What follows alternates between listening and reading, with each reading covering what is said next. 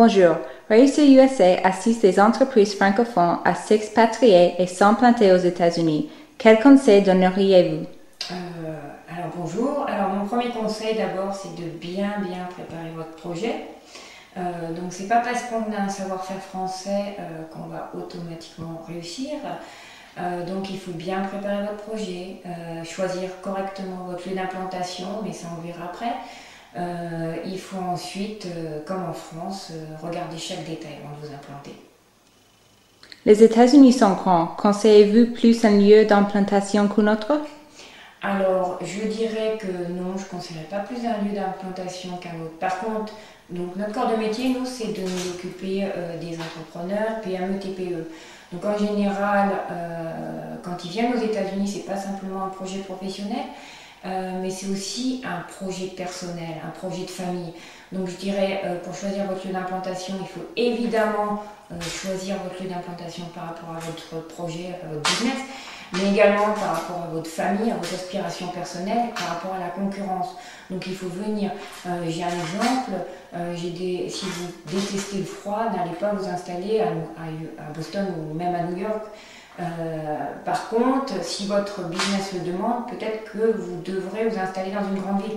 Donc New York est un bon exemple, mais il y a plein de grandes villes aux États-Unis. Peut-être qu'Atlanta sera plus intéressant pour vous. Donc je dirais, le lieu d'implantation dépend de votre business, dépend de la concurrence, dépend de votre projet et dépend de vos aspirations personnelles et celles de votre famille.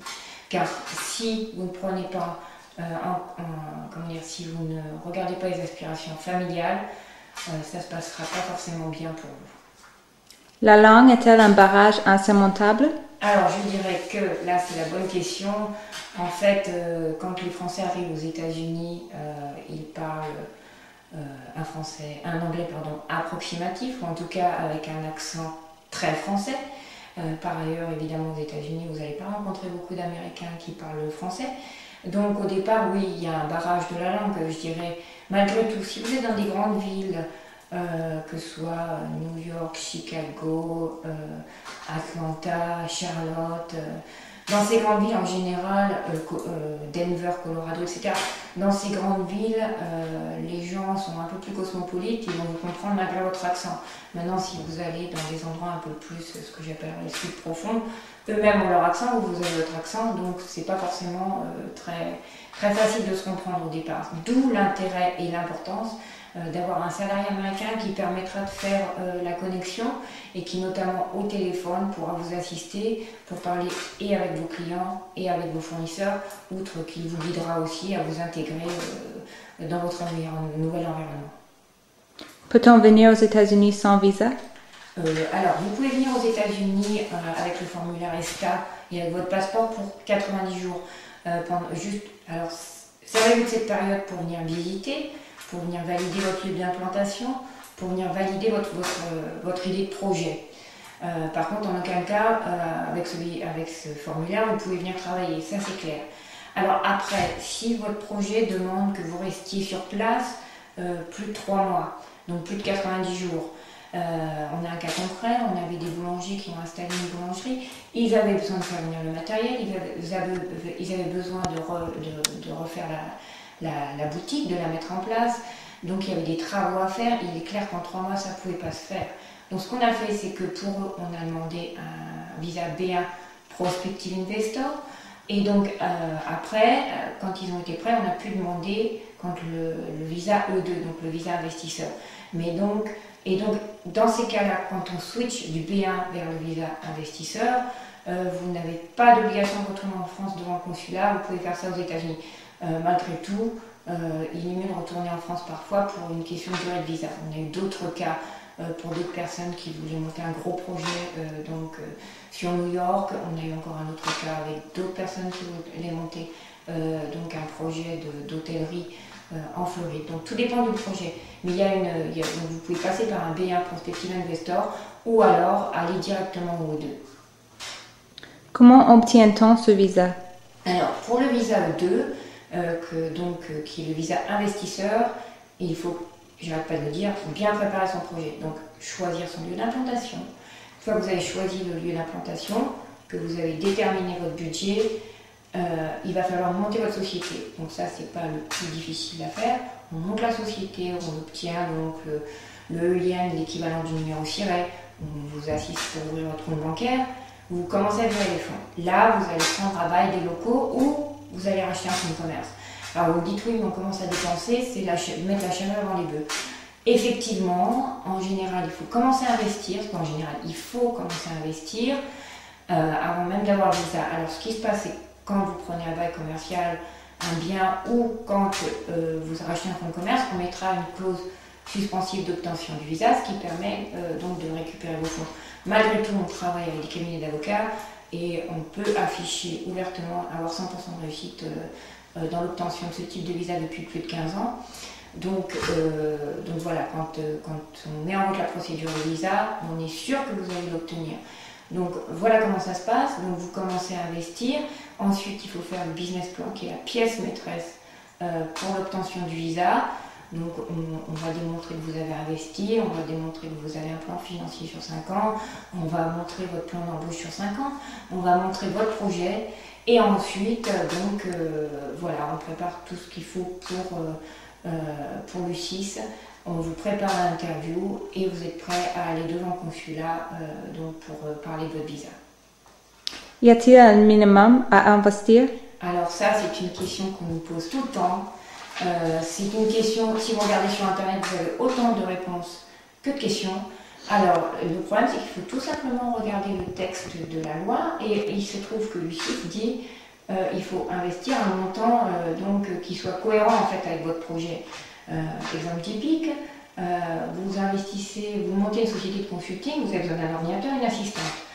Il est clair qu'on ne va pas vous demander un budget de 500 000 $ a priori. Donc peut-être qu'un budget de 60 000 $ va suffire. C'est arrivé pour nous, une personne qui a monté une société de consulting pour faire de la recherche d'ingénieurs pour des sociétés autour de lui. Donc avec 60 000 $, le projet est passé. Maintenant vous me dites, je vais monter un restaurant avec 100 couverts à Manhattan, à New York. Non, si vous me dites, je viens avec 60 000 $ pour monter un tel projet, non, on va vous dire non. Donc on va vous dire, soit vous changez de projet ou vous changez d'endroit pour que ça devienne plus cohérent avec votre budget, soit vous trouvez les fonds pour que votre projet soit en cohérence avec votre budget. Le visa investisseur est donné pour combien de temps? Alors en général, le visa peut être donné pour 2 ou 5 ans, entre 2 et 5 ans. Donc c'était à la discrétion de la personne que vous avez rencontrée au consulat. Maintenant, il faut savoir que nous, on obtient plutôt des visas pour 5 ans et que si votre projet est bien préparé, si vous démontrez que vous avez la capacité de réussir, il n'y a pas de raison que vous n'ayez pas le visa pour 5 ans. Alors, après, il faut savoir que ce visa est renouvelable tant que votre business marche.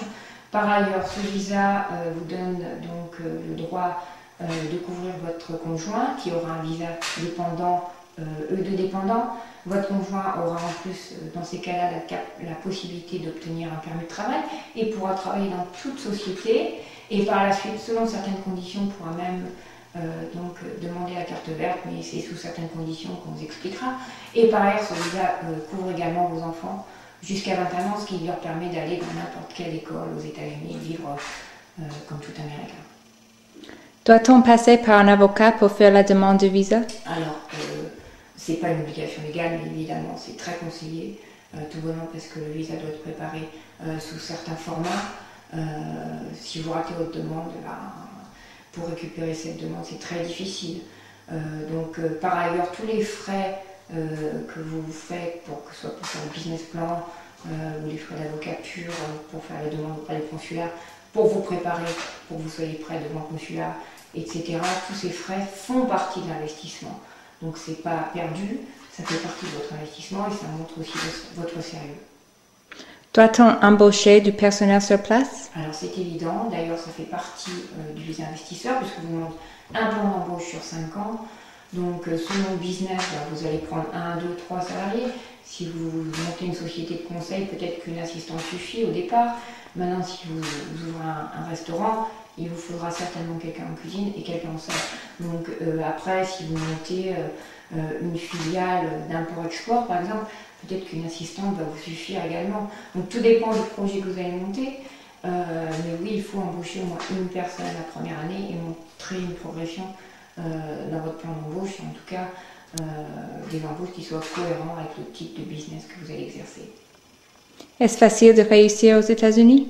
Alors, on ne va pas vous dire le contraire. Oui, dès l'instant que vous avez un vrai projet, que vous avez un savoir-faire, que vous avez un projet que vous avez bien préparé, que vous êtes prêt à vous investir dans la durée. Ne croyez pas que parce que vous allez aux États-Unis, vous allez réussir en un mois, c'est pas vrai.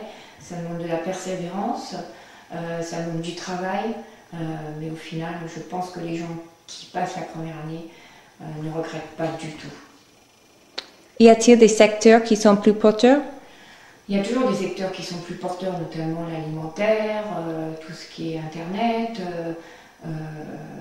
voire même beaucoup de différentes industries, l'énergie, les biotechnologies, le médical.